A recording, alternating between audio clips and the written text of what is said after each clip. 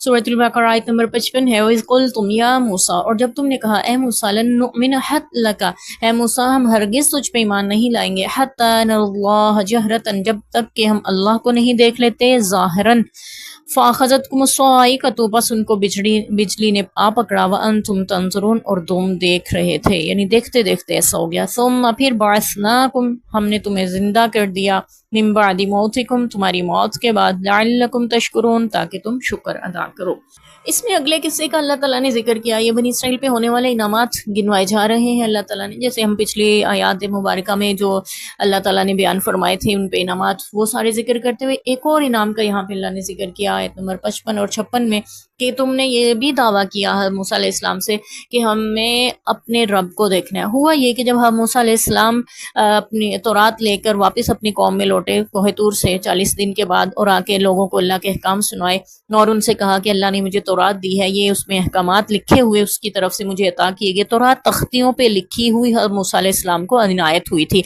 कुरान पाक तो बजरिया वही हमारे नबी मुकर्रम सल्लल्लाहु अलैहि वसल्लम के कल्बे अतहर पे उतारा गया था, लेकिन तौरात जो थी हज़रत मूसा अलैहिस्सलाम को लिखी लिखाई तख्तियों पे अता की गई थी। तो उन्होंने आके जब कौम को कहा कि ये अल्लाह ताला ने मुझसे कलाम भी किया है और अल्लाह ने मुझे इनायत की है, तो कौम जो थी वो मानने में ही नहीं आ रही थी। वो कहने लगी हम तो तब यकीन करेंगे जब हमारे सामने तुम परवरदिगार आलम से बात करो। तो कौम ने अपनी तरफ से 70 के करीब सरदारों को चुना कि वो आपके साथ जाएंगे, वो हमारे नुमाइंदे होंगे और वो देखेंगे वाकई आप अल्लाह से बात कर रहे हैं। जब ये लोग वहाँ बात करने हज़रत मूसा अलैहिस्सलाम के साथ कोह तूर पे पहुंचे और वहाँ जाके इन्होंने देखा कि वाकई अल्लाह ताला से मूसा अलैहिस्सलाम तो बात कर रहे हैं और अल्लाह ताला भी हज़रत मूसा अलैहिस्सलाम की बातों के जवाबात दे रहे हैं। तो ये कहने लगे कि हम तो तब मानेंगे जब अल्लाह हमें खुद नज़र आएंगे।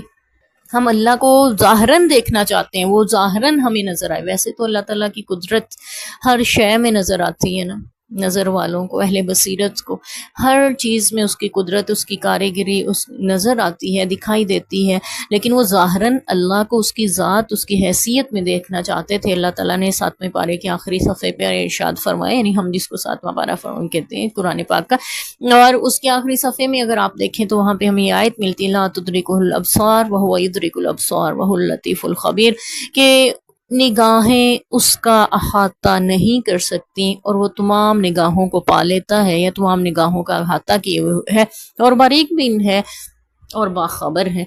तो बात ये है कि इंसान की आंख में वो सकत, वो ताकत, वो वुसत है ही नहीं कि ज़ाते इलाही जिसमें समा सके। जन्नत में अल्लाह ताला का दीदार होगा। हाँ, मूसा अलैहिस्सलाम ने भी अल्लाह से अर्ज़ किया था ना, अल्लाह जी मुझे आपको देखना है।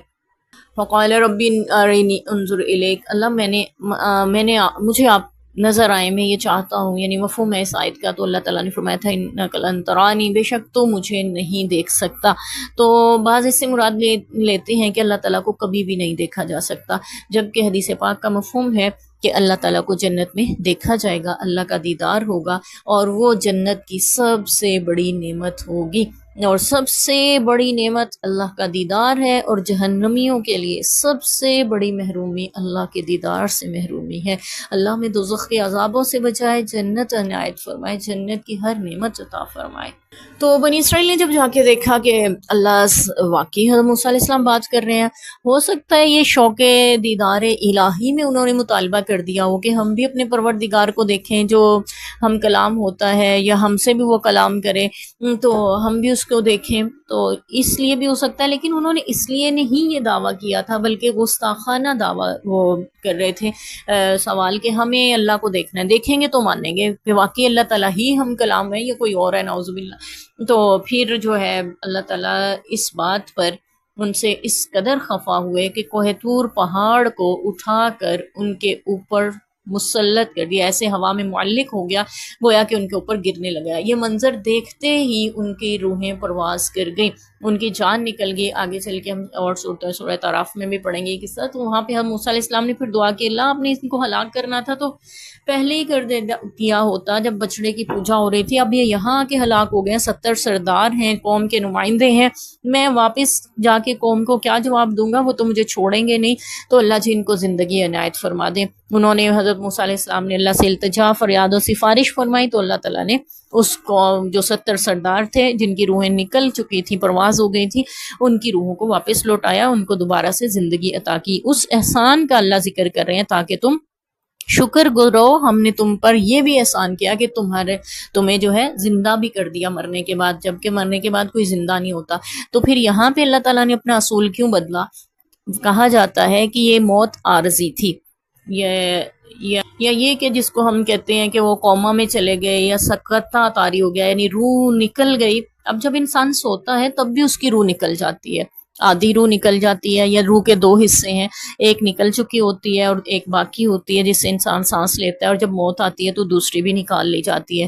تو روح کا نکالنا، باقی رکھنا، یہ سارا روح کے متعلق تفصیلات صرف اللہ کے علم میں ہیں، انسان کی عقل ان کو سمجھنے سے قاصر ہے۔